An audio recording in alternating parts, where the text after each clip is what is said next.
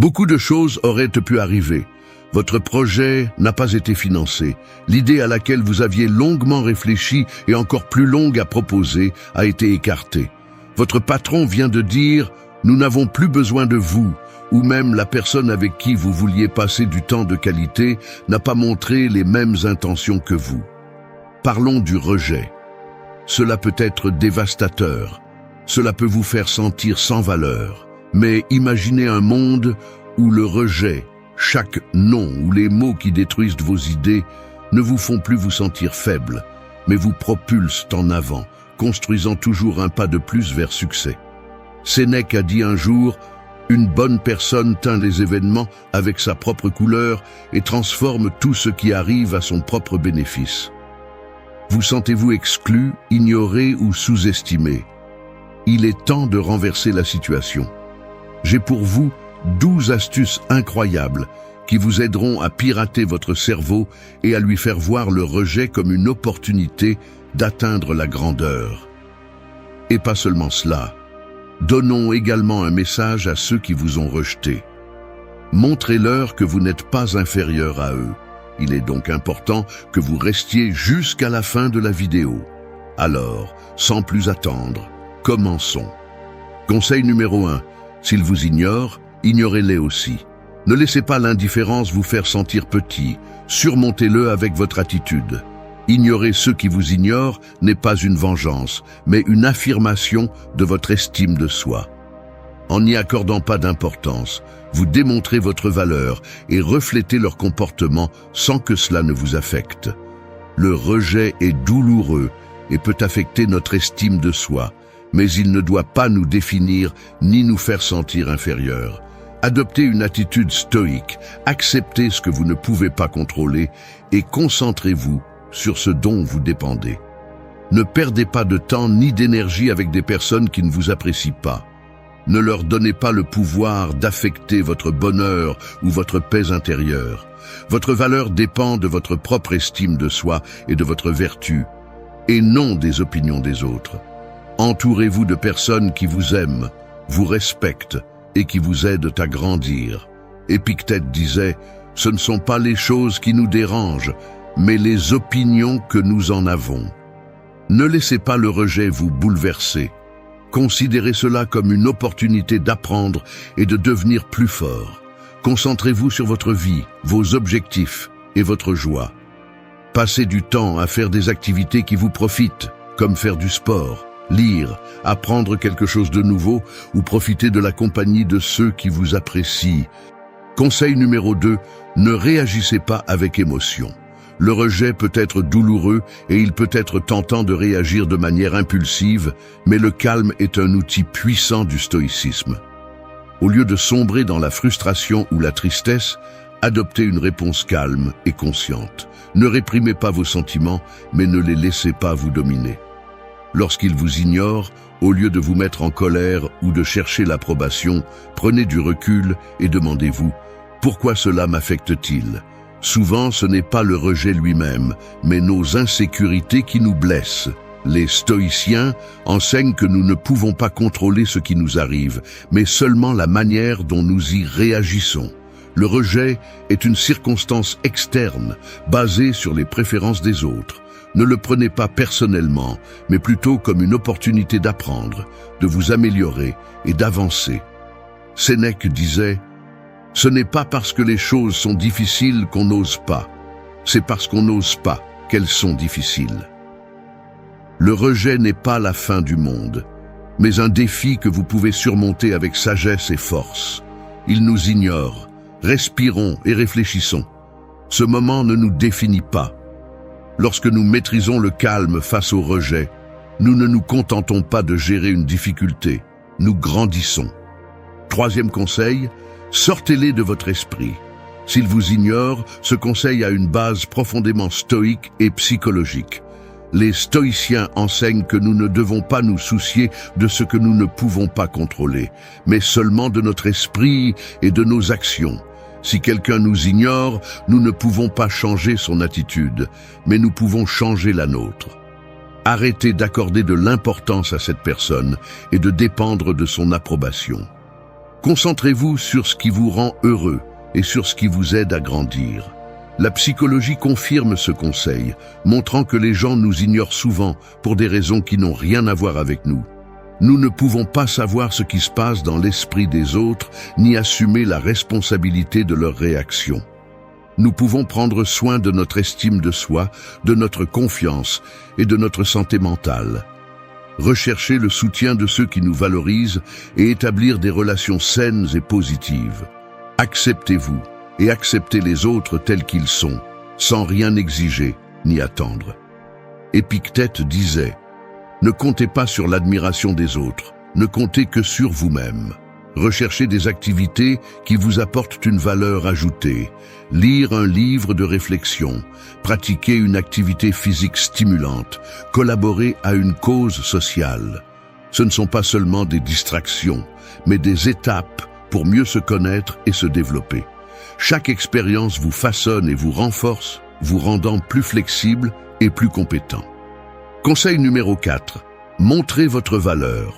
Au lieu de vous laisser décourager par le rejet, voyez-le comme une opportunité de montrer votre caractère. Si vous êtes exclu d'une réunion ou exclu d'une promotion, restez calme. Transformez cette émotion en action positive, comme développer un projet qui met en valeur vos compétences ou proposer de mener une nouvelle initiative. Votre mérite n'est pas réduit par le manque de reconnaissance des autres. C'est l'occasion de se démarquer davantage, sans se laisser affecter par le dédain. Rappelez-vous, par mauvais temps, un bon visage. Cette phrase est une stratégie d'action pour pirater votre mentalité et faire ressortir la meilleure version de vous-même. Le rejet n'indique pas votre valeur, mais plutôt une réorientation vers l'endroit où vous êtes le plus utile. Si vous êtes rejeté pour un poste, c'est peut-être l'univers qui vous pousse vers quelque chose qui correspond mieux à vos talents et à vos passions. Utilisez-le comme un stimulus pour réexaminer et ajuster vos points forts. Comment changer pour en tirer le meilleur parti? Reconnaissez que le rejet fait partie de la vie et que vous ne pouvez pas toujours contrôler les décisions des autres. Soyez reconnaissant pour cette opportunité. Maintenez une attitude positive. Réfléchissez à ce que vous avez appris et fixez-vous de nouveaux objectifs. Astuce numéro 5. Coupez le contact. Ne sous-estimez pas la valeur du silence face au rejet. Si quelqu'un vous traite avec indifférence ou mépris, vous pourriez être tenté de chercher une explication ou une réconciliation. Cependant, je suggère quelque chose de mieux, se taire. Il ne s'agit pas d'une tactique manipulatrice, mais d'une manière de reprendre le contrôle. En décidant de ne pas agir de manière impulsive, de ne pas envoyer de messages ou d'appels désespérés, vous vous créez un espace pour vous réajuster et vous rappeler que votre valeur ne dépend pas de l'opinion de quelqu'un d'autre. Cette attitude est libératrice. Si quelqu'un vous rejette, il est préférable de couper tout contact avec cette personne. Il ne s'agit pas d'être fier ou méchant, mais de protéger votre estime de soi et votre bien-être émotionnel. Maintenir le contact ne fera que vous faire souffrir et nourrir un espoir irréaliste, vous empêchant d'avancer et de rencontrer des personnes qui vous apprécient et vous rendent l'appareil. Dans une approche stoïcienne, couper le contact est une manière d'exercer votre liberté et votre contrôle sur ce qui dépend de vous. D'un point de vue psychologique, évitez le renforcement intermittent et l'attachement anxieux. Les deux peuvent générer une dépendance émotionnelle qui déforme la réalité et vous blesse.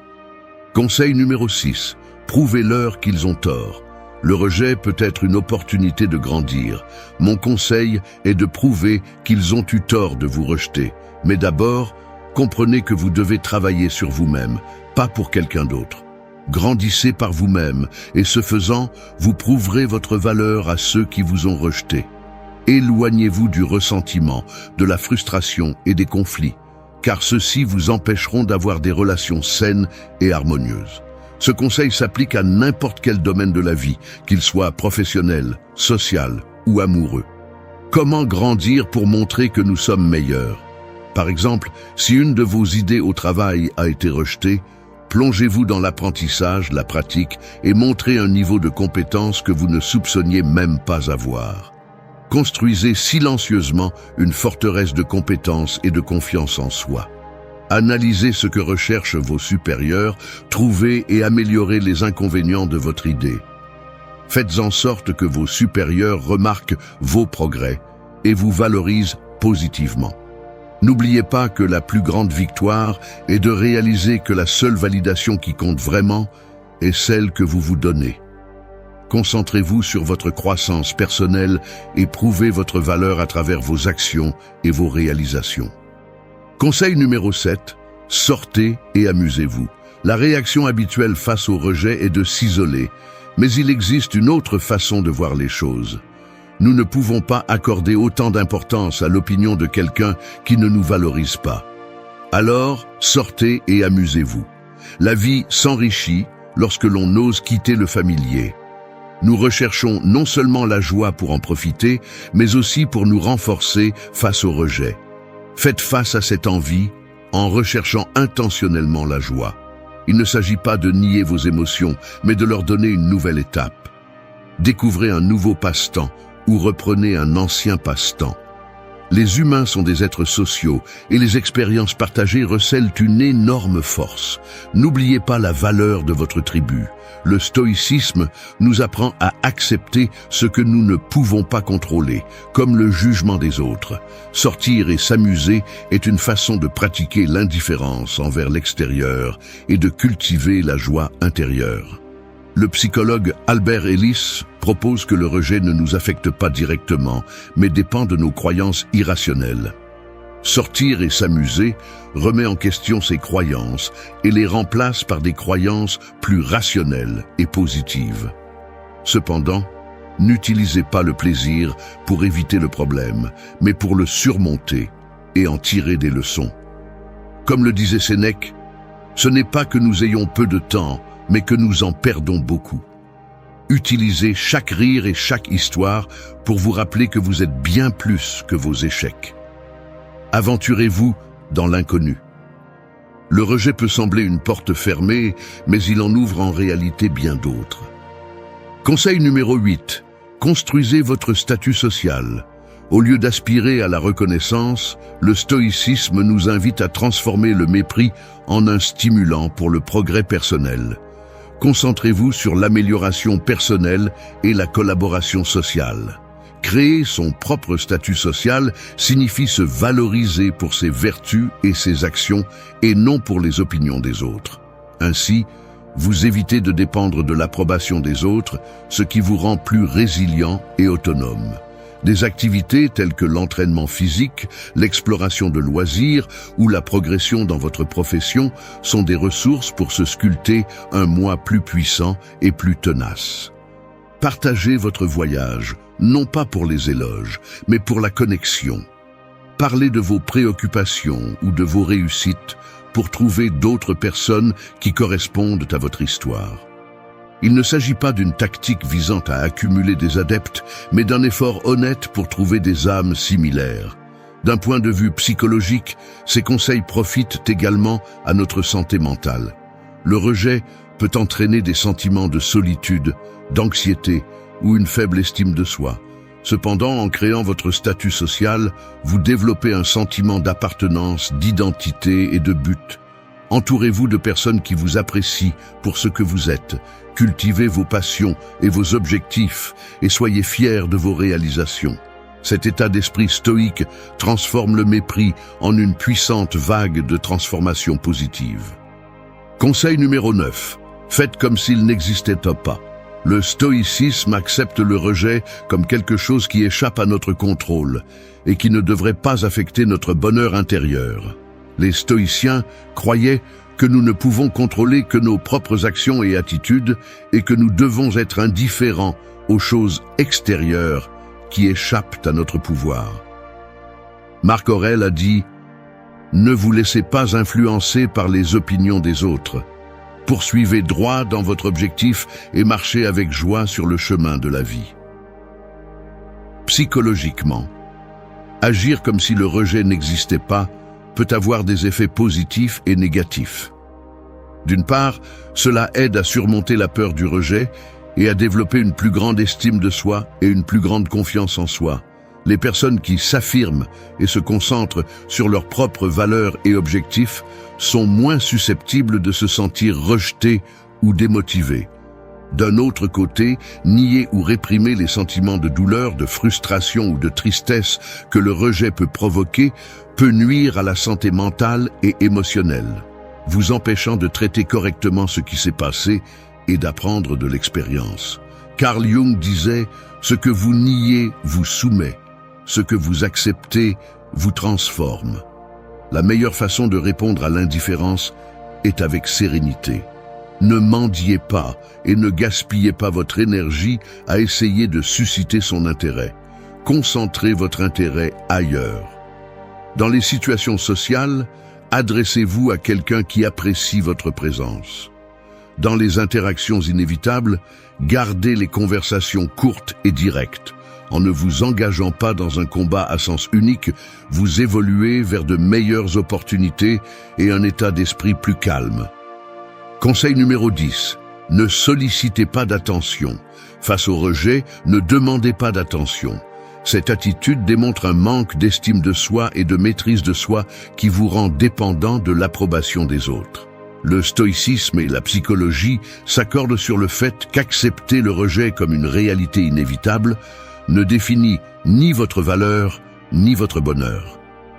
Au lieu de vous accrocher à ce que vous ne pouvez pas changer, concentrez-vous sur ce qui est en votre pouvoir, votre attitude, vos actions et vos vertus. Comme le disait Sénèque, ce n'est pas à nous d'être riches, mais c'est à nous d'être heureux. L'attitude stoïque face au manque d'attention ne demande pas d'être vue, mais plutôt d'affirmer votre estime de soi et votre indépendance. Lorsque quelqu'un vous rabaisse, ce n'est pas une invitation à faire plus d'efforts pour capter son intérêt. C'est l'occasion d'examiner votre intérieur et de confirmer votre valeur. Le stoïcisme enseigne que notre estime de soi ne doit pas dépendre de l'approbation des autres. Maintenez une solide estime de soi, conscient que votre dignité n'est pas en jeu. Construisez une vie qui vous satisfait, peu importe la façon dont les autres la voient. Que votre confiance et votre sécurité soient le résultat de votre développement personnel et de vos réalisations, et non un spectacle pour un public. Renforcez votre estime de soi et votre confiance en vous, en reconnaissant votre valeur et vos qualités sans dépendre de la validation des autres. Évitez la dépendance émotionnelle et respectez-vous. Comme le disait Jean-Paul Sartre, peu importe ce que les autres vous font, ce qui compte, c'est ce que vous faites de ce que les autres vous font. Conseil numéro 11. Soyez gentil mais émotionnellement distant. Les stoïciens soutenaient que le bonheur dépend du fait de vivre conformément à la raison et à la vertu, sans être dérangé par les passions ou les événements extérieurs. Face au rejet, un stoïcien accepte la situation avec sérénité et continue d'agir avec bienveillance envers les autres. C'est une façon de gérer l'indifférence, répondre avec gentillesse sans laisser cela affecter votre monde émotionnel. Il ne s'agit pas d'être indifférent, mais de prendre soin de sa paix intérieure. Lorsque quelqu'un vous traite avec dédain, vous pourriez vous sentir blessé ou bouleversé. Pourtant, le stoïcisme nous invite à affronter ces moments avec sérénité. Offrez un sourire, un salut amical ou un simple souhait de bien-être, mais sans rien attendre en retour. Cette gentillesse est une vertu, pas un échange. Garder une distance émotionnelle ne signifie pas élever des barrières, mais plutôt établir des limites. C'est savoir que même si vous pouvez choisir vos actions, vous ne pouvez pas choisir la façon dont les autres réagissent. Cette distance est un signe de force et d'estime de soi. La psychologie soutient l'idée selon laquelle maintenir une distance émotionnelle peut vous aider à surmonter le rejet et à éviter la souffrance. Des études montrent que les personnes qui se détachent émotionnellement des résultats négatifs souffrent moins de stress, d'anxiété et de dépression, ainsi qu'une meilleure estime de soi et un plus grand bien-être. Être gentil mais distant facilite le processus de deuil et favorise la clôture émotionnelle. Comme le disait Michel de Montaigne, la plus grande chose au monde, c'est de savoir être maître de soi. Conseil numéro 12, c'est votre combat. Le stoïcisme nous invite à cultiver la résilience émotionnelle face aux difficultés de la vie. Quand quelqu'un nous ignore, nous pouvons nous sentir blessés et vulnérables. Cependant, au lieu de céder à la douleur, nous pouvons préserver notre dignité et notre estime de soi. Il ne s'agit pas de nier ou de réprimer nos émotions, mais de les reconnaître et de les gérer judicieusement. Il ne s'agit pas de prétendre que rien ne nous affecte, mais de montrer que nous sommes capables d'avancer avec confiance et détermination. Il ne s'agit pas d'impressionner les autres, mais d'affirmer notre propre valeur. En agissant avec calme et confiance, nous envoyons non seulement un message au monde, mais nous nous affirmons également. C'est une façon de pratiquer la philosophie stoïcienne consistant à contrôler ce qui est entre nos mains. Nos actions, nos réponses, notre comportement. Ce faisant, nous maintenons non seulement notre intégrité et notre respect, mais développons également notre force intérieure et notre stabilité. Merci d'être resté jusqu'à la fin de la vidéo. Si vous avez tout vu, commentez « Je suis stoïcien » comme notre signe secret, indiquant que vous êtes un véritable apprenant du stoïcisme. N'oubliez pas de vous abonner et de liker la vidéo si elle vous a plu. Rendez-vous dans la prochaine vidéo et rappelez-vous, continuez à cultiver votre esprit stoïque.